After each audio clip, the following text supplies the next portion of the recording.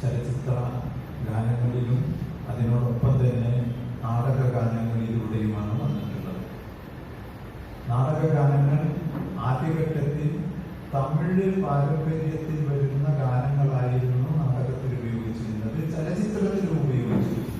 ഒരു ഭാഗവതൻ കഥാപാത്രമായിട്ടായിരിക്കും ഉണ്ടാക്കുക, ഭാഗവതരായിരിക്കും അത് അവതരിപ്പിക്കുകയും ചെയ്യുന്നത് എന്നുള്ളത് കൊണ്ട് അത് കർണാട്ടിക് രാഗത്തിലുള്ളതായിരുന്നു.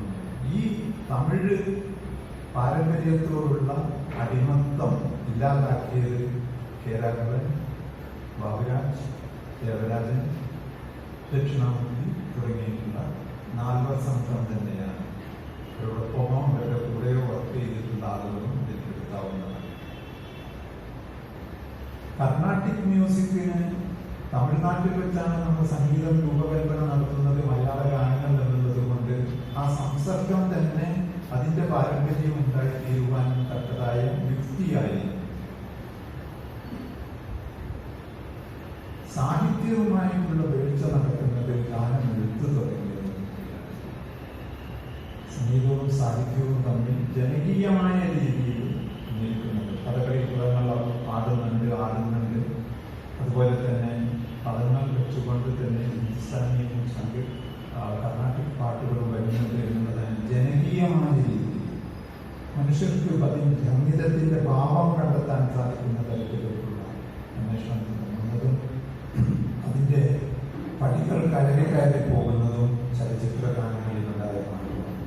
ഈ മാറ്റങ്ങളും നാൽവർ സംഘത്തിനെ തന്നെ കാണപ്പെട്ടതാണ്. സാഹിത്യത്തിൽ നടന്നിട്ടുള്ളത് മറ്റൊന്നാണ്. സംഗീതത്തെയോ കവിതയെയോ പാരമ്യതയിൽ വെച്ചുകൊണ്ട്, പ്രത്യേകിച്ച് നിരൂപകമതം അങ്ങനെ പറഞ്ഞതുകൊണ്ട് ഒരു ചെറുകഥ കവിതയായി മാറുന്നു, നോവൽ കവിതയായി മാറുന്നു, സംഗീതമായി മാറുന്നു എന്ന് പറയുമ്പോൾ നോവലിന്റെ അസ്തിത്വത്തെ ചോദ്യം ചെയ്യുകയാണോ എന്ന് പറഞ്ഞുകൂടാ. പക്ഷെ നോവലിന് പാരമ്യതയിലെത്തുവാൻ, അല്ലെങ്കിൽ ചെറുകഥക്ക് പാരമ്യതയിലെത്തുവാൻ സംഗീതം അനിവാര്യമാണ് എന്നുള്ളൊരു സ്വഭാവത്തിലേക്ക് കൊണ്ടുപോകുന്നത്. ചെറുകഥകൾ എഴുതിയതിൽ സംഗീതത്തെ ആസ്പദമാക്കിക്കൊണ്ട് മാനുഷിക ബന്ധങ്ങളെ അപഗ്രഥനം നടത്തിയിട്ടുള്ളത് പ്രധാനമായും ദീപകനാഥനാണ്. കടൽ എന്ന് പറയുന്ന ഒരൊറ്റ ചെറുകഥ എടുത്തുകൊണ്ട് സംഗീതജ്ഞനും സംഗീത ശിഷ്യയും തമ്മിലുള്ള ഒരു ആഹ്ലാദകരമായ ബന്ധം, പരിശുദ്ധമായ ബന്ധം കടൽ അനാച്ഛാദനം ചെയ്യുന്നു. നോവലിൽ സംഗീതം പ്രമേയമായി വന്നിട്ടുണ്ട്.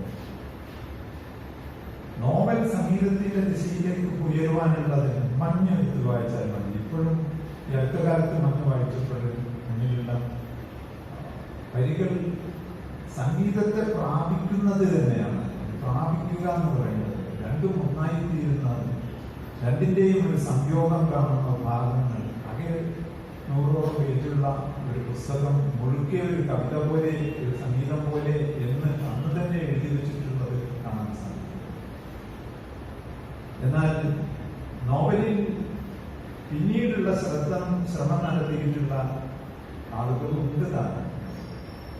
ഞാനൊരു ഏതാനും വരികൾ വായിക്കാം.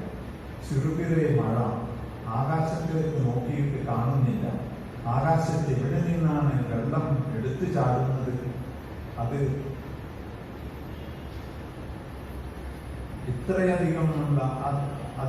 ഇത്രയധികമുള്ള കുളമുണ്ടോ? കുളങ്ങളായിരിക്കില്ല, പുഴകളായിരിക്കില്ല, കടലായിരിക്കും. അതുകൊണ്ടാണ് കലങ്ങാതിരിക്കുന്നത്. ആകാശത്തിന് നീല നിറം. കോഴിക്കോട്ടെ കടൽ ഞാൻ കണ്ടതാണല്ലോ, ദൈവത്തിന്റെ കണ്ണിൽ നിൽക്കുന്നതാണ്. ഒരൊറ്റൊന്നും കൂടെ പറയാനുള്ളത്, എന്തെങ്കിലും വായിക്കുന്നില്ല, ഞാനത് സന്ദർഭം പറഞ്ഞുകൊണ്ടിരിക്കുന്നത് തെറ്റല്ലാണ്. ഉമ്മുവും അഹമ്മദും പയർവിത്തുകൾ മുളപ്പിക്കുന്നുണ്ട്. ആ പയർവിത്തുകൾ മുളപ്പിക്കുമ്പോൾ ആദ്യത്തെ മഴ പെയ്ത് 2-3 ദിവസം കഴിഞ്ഞപ്പോൾ വിത്തുകൾ ആമപ്പൂട്ട് പോലെ വളഞ്ഞ് നിൽക്കുന്നത് കാണുന്നതിനെ കുറിച്ച് പറയുന്നത്. ആമപ്പൂട്ടിനുള്ളിലൂടെ ഉറുമ്പുകൾ അതിനകത്ത് കയറി പറ്റാനുള്ള ശ്രമം നടത്തുന്നത്. 2-3 ദിവസം കഴിഞ്ഞ് അവസാനം ഇലകൾ പുറത്തേക്ക് വന്നപ്പോൾ രണ്ടിലകൾ രണ്ട് ദിശകളിലായി ഉണ്ടായത്.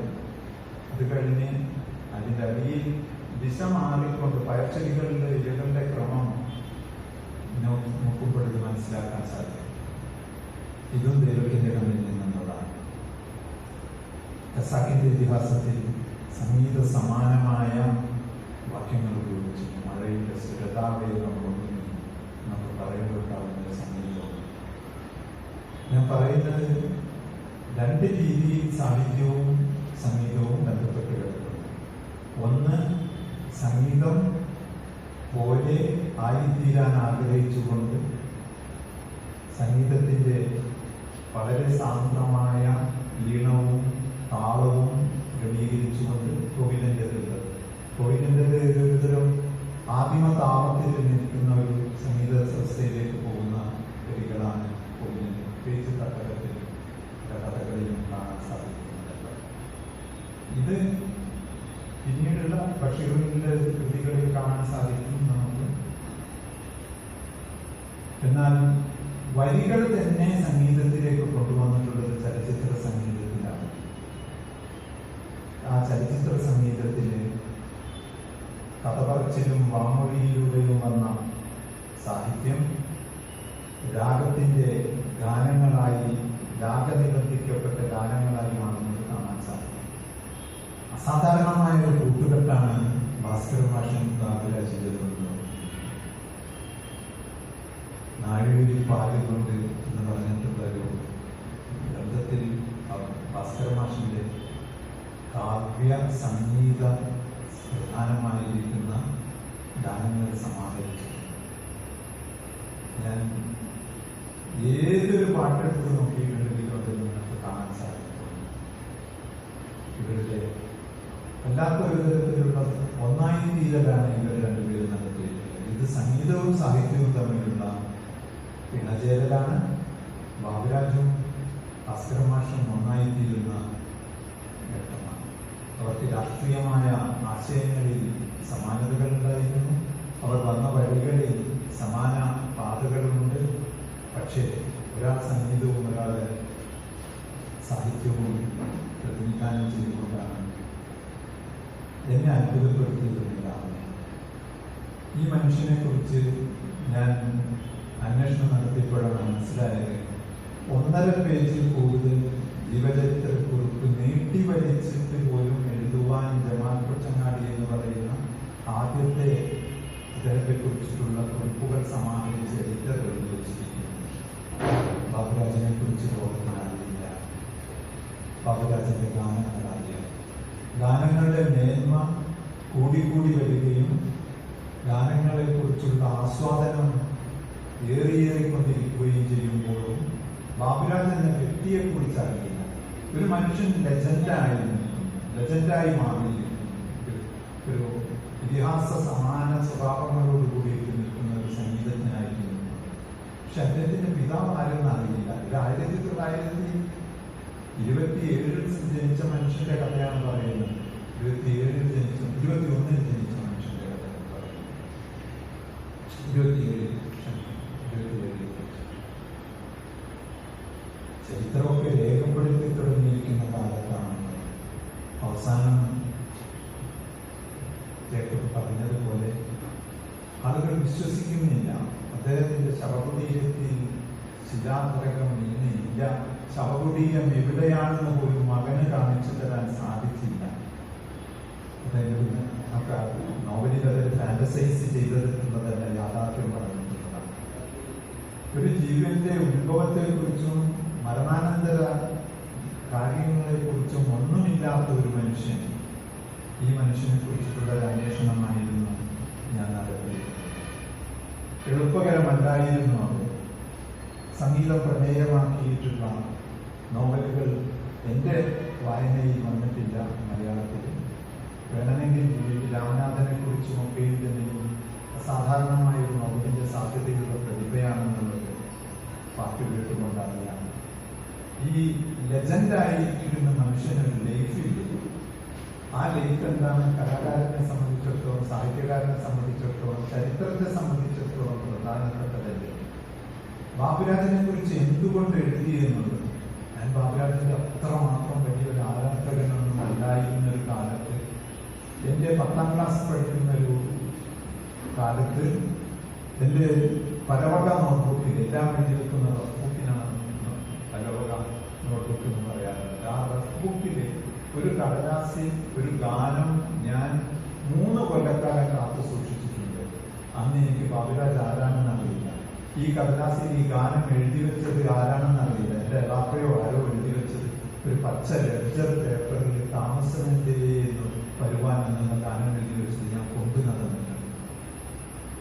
പിന്നീട് ബിരുദ പഠന കാലത്ത് എൻ്റെ 2 സുഹൃത്തുക്കൾ ഹിന്ദുസ്ഥാനി രാഗത്തിന്റെ പഠനം നടത്തുന്നതുകൊണ്ട്, ഹിന്ദുസ്ഥാനി സംഗീത പഠനം നടത്തുന്നതുകൊണ്ട് ആ സംസർഗത്തിൽ ചില കാര്യങ്ങൾ മനസ്സിലാക്കാൻ സാധിച്ചപ്പോഴും ഞാൻ ആലോചിക്കുകയായിരുന്നു, ഈ മനുഷ്യനെ എനിക്ക് കാണേണ്ടിയിരുന്നു. ഉപ്പയുടെ സുഹൃത്താണ്. ഒരു ദിവസം അന്ന് തിരക്കുള്ള സമയമായതുകൊണ്ടും അവസാന കാലത്ത് മദ്യപാനത്തിന്റെ കാര്യമായതുകൊണ്ടും കാണാൻ കിട്ടുകയില്ല എന്ന് ഉപ്പ നിർദ്ദേശിക്കുകയും അവസാനം കണ്ടത് എവിടെയാണെന്ന് അറിയാമോ? 1978 കോഴിക്കോട് വെച്ച് നടന്നിരുന്ന മാപ്പിള മഹാകലോത്സവം ഉണ്ടായിരുന്നു. ആ മാപ്പിള നോവലിൽ പറഞ്ഞിട്ടില്ല, സ്വീകരിക്കുന്നില്ല. അതിൽ ഒരു സാമൂതിരി സ്കൂളിന്റെ വരാന്തയിൽ ഒരു ഇരുട്ട് മറയിൽ ഇരുന്നുകൊണ്ട് ഈ മനുഷ്യൻ സിഗരറ്റ് വലിച്ചിരിക്കുന്നുണ്ടായിരുന്നു. മാപ്പിളപ്പാട്ടിനൊരു അഡ്രസ് ഉണ്ടാക്കി കൊടുത്ത മനുഷ്യനാണ്. മാപ്പിളപ്പാട്ടിനൊരു പുതിയ വേർഷൻ ഉണ്ടാക്കി കൊടുത്തിട്ടുള്ളതാണ്. ഇന്നും അദ്ദേഹം ചെയ്ത മാപ്പിളപ്പാട്ടുകളെ വെച്ചാണ് ചലച്ചിത്രത്തിലെ മാപ്പിളപ്പാട്ടുകൾ ഇന്നും ആരും രൂപപ്പെടുത്തുന്നത്. ഒരുപെട്ട പൊന്നുണ്ടല്ലൊക്കെ അതിന്റെ ഓർക്കസ്ട്രേഷൻ കേൾക്കുകയാണെങ്കിൽ തകരറ്റിഞ്ഞുകൊണ്ടുണ്ടാക്കിയിരിക്കുന്ന സ്റ്റുഡിയോയിൽ ഇരുന്നാണ് ഇത് ചെയ്തതെന്ന് നമ്മൾ സംശയിച്ചു പോകും. ഈ മനുഷ്യൻ ഒരു വരാന്തയിൽ മൂലയിൽ ഇരുന്ന് സിഗരറ്റ് വലിച്ച് സ്റ്റേജിൽ അവതരിപ്പിക്കുന്ന പുതിയ പാട്ടുകാർ കുട്ടി, എല്ലോയി മുസായികളുടെ സംഘടനകൾ ഗാനങ്ങൾ ശ്രോതാവായി വീട്ടിൽ വന്ന് കണ്ടത് കൊണ്ട്, മനസ്സിലായത് കൊണ്ട് ഞാൻ അടുത്ത് പോയി ഒരു കസേരയെത്തിയിരിക്കുന്നു, പരിചയപ്പെടുത്തി. ബാബുരാജിനെ കുറിച്ച് ഒരു പഠനം പോയി ഒരു ഇന്റർവ്യൂ പോലും മരിക്കുന്നതിന് മുമ്പ് വന്നിട്ടില്ല. സംഗീതത്തെക്കുറിച്ചോ സംഗീതജ്ഞന്മാരെ കുറിച്ചോ മലയാളത്തിലുള്ള പത്രപ്രവർത്തകര്, സിനിമാ മാസിക ഉണ്ടായിരുന്നിട്ട് പോലും ഇവരുടെ മാക്സിമം റെക്കോർഡ് ചെയ്യുന്നതിനെ കുറിച്ചിട്ടുള്ള കലാകൗമുദിയിൽ പേര് വെക്കാതെ പഠനത്തിന് സഹായിക്കുന്ന തരത്തിലുള്ള ഒരു ധനസമാഹരണത്തിന്റെ ഭാഗമായിട്ട് ടീച്ചർ എഴുതിയിരുന്ന ആ കാലത്ത് എന്തുകൊണ്ട് ബാബുരാജിനെ കുറിച്ച് ടീച്ചർ എഴുതിക്കുക എന്നുള്ള സംശയം വന്നു. ബാബുരാജിന്റെ അടുത്ത് ചോദിക്കുന്നു, എനിക്ക് ഇന്റർവ്യൂ തരുന്ന ബാബുക്ക, എന്തിനാണ് എനിക്ക് എന്നെ കുറിച്ച് എഴുതാം? വരുന്നത് ഞാൻ ഒഴിഞ്ഞു കിടക്കേ അത് തിരിഞ്ഞു നോക്കാനില്ലാതായ ഭാഗത്താണെന്ന് ആലോചിക്കുന്നത്. കലയുടെ എഴുതാൻ എനിക്കറിയില്ലേ? അറിയാം. ഞാൻ അന്ന് പഠനം ബിരുദാനന്തര പഠനത്തിന് ചേരാൻ കാത്തിരിക്കുന്ന സമയമായിരുന്നു. തിരുവനന്തപുരത്ത് പോയി ചേർന്ന് തിരിച്ചു വരുന്ന ഒരു ഓണക്കാലത്ത് എനിക്ക് ഇന്റർവ്യൂ നടത്തണമെന്നുള്ള മോഹം വെച്ചിരുന്നു. ഓണക്കാലത്ത് വരാൻ പറ്റിയില്ല. ഓണക്കാലത്ത് വന്ന് കാണാൻ പറ്റിയില്ല. പിന്നീട് കിട്ടുന്നത് ബാബുരാജ് മരിച്ചു എന്നുള്ളത്. നടക്കാതെ പോയ ഒരു ഇന്റർവ്യൂ നടത്തിക്കൊണ്ടാണ്, മരിച്ച ബാബുരാജിനെ നടത്തിക്കൊണ്ടാണ് ഈ നോവലായിരിക്കുന്നത്. ഒരു കാലഘട്ടത്തിന്റെ വിരലൊപ്പ് വെച്ചു പുലർത്തുന്ന 4 പേരിൽ ഒരാളായിരുന്നു ബാബുരാജിനെ കുറിച്ച് എന്തുകൊണ്ടാണ് പഠനങ്ങളോ ആലോചനകളോ നടക്കാതെ പോയത്? സംഗീതത്തെ ഹൃദയവുമായി കൂട്ടിയിണക്കി മെലഡികൾ എന്ന് പറയുന്ന ഒരു ശാഖയെ ഉണ്ടാക്കുന്നതിൽ മുഖ്യമായ പങ്ക് വഹിച്ച ഒരാളുടെ ജീവിതത്തെ എന്താണ് ആരും കാണാതെ പോകുന്നത്? അന്വേഷിച്ചപ്പോൾ കിട്ടിയിരിക്കുന്നത് ബംഗാളി പാട്ടുകാരൻ സമ്പന്നർക്ക് വേണ്ടി പാടാൻ വന്നപ്പോൾ കോഴിക്കോട് താമസമാക്കാൻ വേണ്ടി, സ്ഥിരതാമസമാക്കാൻ വേണ്ടി, കഴിയുന്നത്ര പിടിച്ചു നിർത്താൻ വേണ്ടി ഒരു പാവപ്പെട്ട കുടുംബത്തിന് ഒരു സ്ത്രീയെ കല്യാണം കഴിപ്പിച്ചു കൊടുത്തതിലുണ്ടായ 3 ആൺമക്കളിൽ ആദ്യത്തെ മരിച്ചു. രണ്ടാമത്തവരാണ് സാബിർ ബാബു എന്ന ബാബുരാജ്. ഇതിനപ്പുറത്തേക്കൊന്നുമില്ല. ഈ അച്ഛൻ പിന്നീട് വേറൊരു കല്യാണം കഴിച്ചു എന്നുള്ളതിന് രേഖകളുണ്ട്. അദ്ദേഹം ചിറക്കര എന്ന് പറയുന്ന സ്ഥലത്തുള്ള സ്കൂളിൽ പഠിച്ചതായി ബാബുരാജ് പഠിച്ചതായി കാണുന്നു.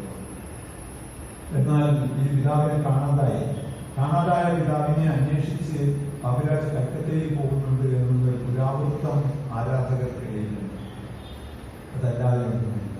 ഇദ്ദേഹത്തിന്റെ 1.5 കൊല്ലക്കാലത്തെ ജീവിതം കോഴിക്കോട്ട് ബോംബെ ജൂബിലി ഷോ എന്ന് പറയുന്ന ഒരു ഗാനസംഘം വന്നപ്പോൾ അവർക്ക് പെട്ടി വായിക്കാൻ ആളില്ലാതെ പോയപ്പോൾ അസുഖമെന്ന് പറഞ്ഞു കിടന്നപ്പോൾ അവരുടെ സംഗീതജ്ഞൻ ആരുണ്ട് സഹായിക്കാൻ എന്നുള്ള അന്വേഷണത്തിൽ നിന്ന് മെൽറ്റിൽ റൂമുകളിൽ നിന്ന് ക്ലബുകളിൽ നിന്ന് പറഞ്ഞു കൊടുത്ത പേരായിരുന്നു സാബിർ ബാബുവിൻ്റെ.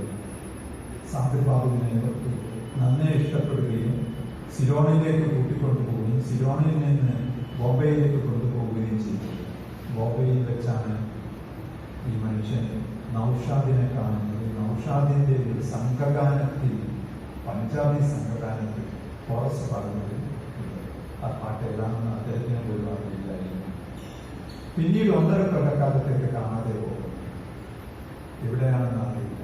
അദ്ദേഹത്തെ എടുത്തു വളർത്തിയ പോലീസുകാരനും പോലും, കുഞ്ഞു മുഹമ്മദ് എന്ന് പറയുന്ന പോലീസുകാരനും ഈ 1.5 കൊല്ലക്കാലത്തിന്റെ ജീവിതം എന്താണെന്ന് അറിയില്ല. ഈ മനുഷ്യൻ അമൃതസാറിൽ പോയിട്ടുണ്ട് എന്നുള്ളത് കേൾക്കുന്നുണ്ട്.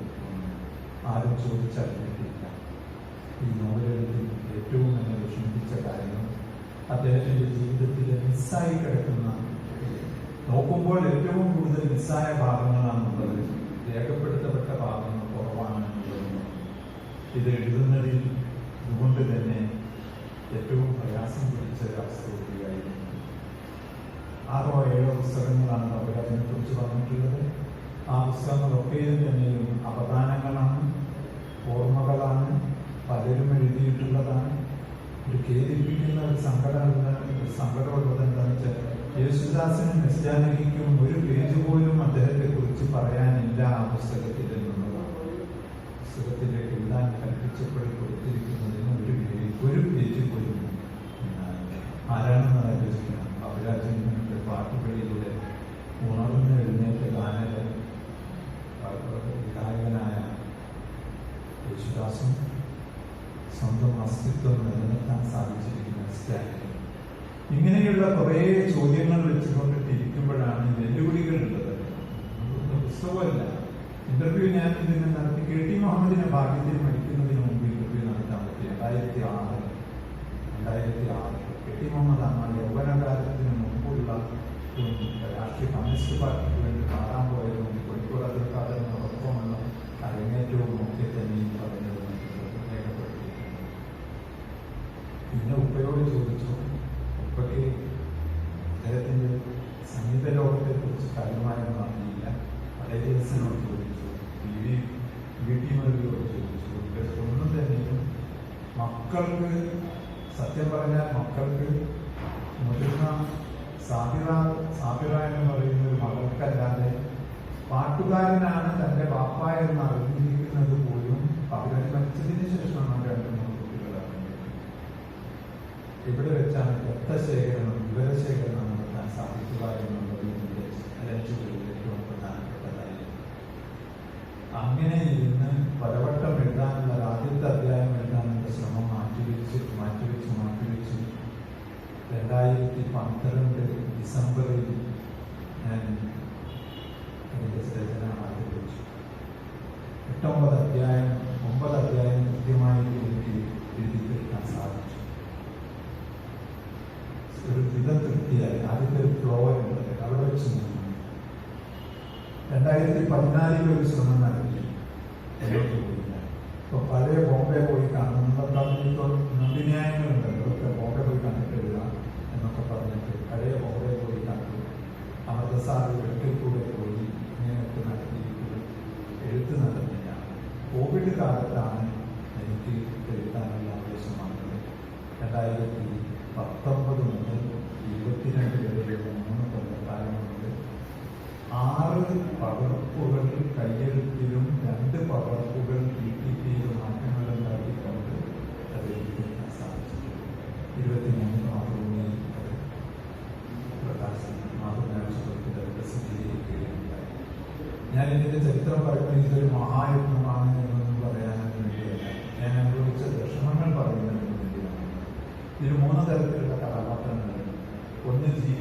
മരിച്ചവർ, കെട്ടിമുഖം, ഭാസ്കരമാഷ്, ഇങ്ങനെയുള്ള ആളുകൾ, കുഞ്ഞുമുഖം, ഇങ്ങനെയുള്ള ആളുകൾ ജീവിച്ചു മരിച്ചവർ കഥാപാത്രങ്ങളാണ്.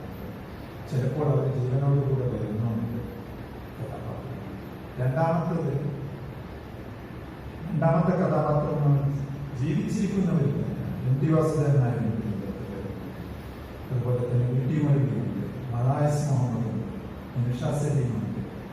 അങ്ങനെയുള്ള ഇപ്പോഴും ജീവിച്ചിരിക്കുന്ന ഭാഗ്യത്തിന് നോവലെഴുതി കഴിഞ്ഞതിന് ശേഷം കഥാപാത്രങ്ങളൊന്നും തന്നെ മരണമടഞ്ഞിട്ടില്ല എന്നുള്ളതാണ്. മൈസൂർ ഇരിക്കട്ടെ, പ്രത്യേകിച്ച് മറാൻ പറയുന്ന സംഗീത പ്രതിഭ ഹിന്ദുസ്ഥാനി ഗാനങ്ങൾ എടുത്തുകൊണ്ട് മുന്നോട്ടേക്ക് വന്നുകൊണ്ടിരിക്കുന്നത്. മൂന്നാമത്തത് ജീവിക്കാൻ സാധ്യതയുള്ളവർ എന്നുള്ളതാണ്. ഇവരില്ലാതെയായിരുന്നു അരുൺ പാണ്ഡെ, അബ്ബാസ് ഖാൻ എന്ന് പറയുന്ന കഥാപാത്രങ്ങളൊക്കെ തന്നെയും മലബാർ ലഹളയും ഇന്ത്യ വിഭജനവും ഒക്കെ തന്നെയും അദ്ദേഹത്തിന്റെ രാഷ്ട്രീയം രൂപപ്പെടുത്തുന്നത്, ബാബുരാജിന്റെ സെക്യുലറിസം രൂപപ്പെടുത്തുന്നത്, ബാബുരാജിന്റെ കമ്മ്യൂണിസം രൂപപ്പെടുത്തുന്നത് പിൽക്കാലത്തിൽ എത്തുന്ന പ്രതിഭാഗിയിൽ തന്നെ ന്യായമായ പങ്ക് വഹിച്ചിട്ടുണ്ട് എന്ന് എനിക്ക് തോന്നുന്നു. എങ്ങനെയാണ് ഈ നോവൽ എഴുതപ്പെട്ടത്? എന്നെ സംബന്ധിച്ചിടത്തോളം സാഹിത്യവും സംഗീതവും തമ്മിലുള്ള ഒരു വീഴ്ചയെ കുറിച്ചിട്ടുള്ള അന്വേഷണം കൂടിയായിരുന്നു ഈ നോവൽ. പ്രതിഭയെ എങ്ങനെയാണ് നമ്മൾ അനാവരണം ചെയ്യേണ്ടത് എന്നുള്ള ഒരു സംശയമുണ്ടായിരുന്നു. സാധാരണമായ ഒരു ഭാഷയിൽ എല്ലാ പലപ്പോഴും നമ്മൾ മനുഷ്യർക്ക് വായിക്കാവുന്ന രീതിയിൽ ബാബുരാജിന്റെ ഗാനങ്ങൾ രാഗം പഠിച്ചത് കൊണ്ടല്ല മഹാഭൂരിപക്ഷം ആളുകളും ആസ്വദിക്കുന്നുണ്ട്. ഇത് അറിയണ്ട എന്ന് തന്നെ പറഞ്ഞിട്ടുള്ള ആളുകളുണ്ട്. പാട്ട് ആസ്വദിക്കാൻ രാഗം എന്താണെന്നും അറിയേണ്ട, വേണ്ടതാണ്. അപ്പോൾ അതുകൊണ്ട് ലളിതമായ സംഗീത സമാനമായ സന്ദർഭങ്ങളോടുകൂടി ഒരു നോവൽ എഴുതാൻ സാധിക്കുന്നു എന്നുള്ള യത്നത്തിന്റെ പരിസമാപ്തിയാണ് ഹാർമോണി. ഇത് അവസാന വാക്കല്ല. ഇതുകൊണ്ട് തന്നെ നിങ്ങൾക്ക് ഇഷ്ടമുള്ളത് പറയാം, പറയാതിരിക്കാം.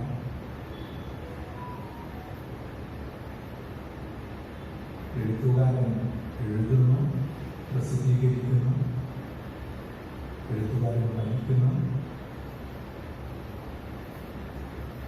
വായനക്കാർ ജനിക്കുന്നു. അതുകൊണ്ട് തന്നെ ഇതൊരു വലിയൊരു സിദ്ധാന്തമാണ് ആധുനിക കാലത്ത് ഉണ്ടാക്കുന്നത്. അതിൻ്റെ ആ സിദ്ധാന്തത്തെ വെച്ചുകൊണ്ട് തന്നെ പറയട്ടെ, ഞാൻ നിങ്ങൾക്ക് വിട്ടുതരുന്നു. തൃശ്ശൂരിൽ വന്ന് ഞങ്ങൾ അഭിമുഖീകരിച്ച് സദസ്സ് പോലെ ഒരു അനുഷ്ഠാനം പോലെ, പരിശുദ്ധമായ അനുഷ്ഠാനം പോലെ നോവൽ ചർച്ച നടത്തുന്ന സന്ദർഭം ഈ ഹാർമോണിയത്തിന് രീതിയിലുള്ള സന്തോഷവും രേഖപ്പെടുത്തി കൃത്യസമയം ഞാൻ പാലിച്ചുകൊണ്ട് അവസാനിപ്പിക്കും.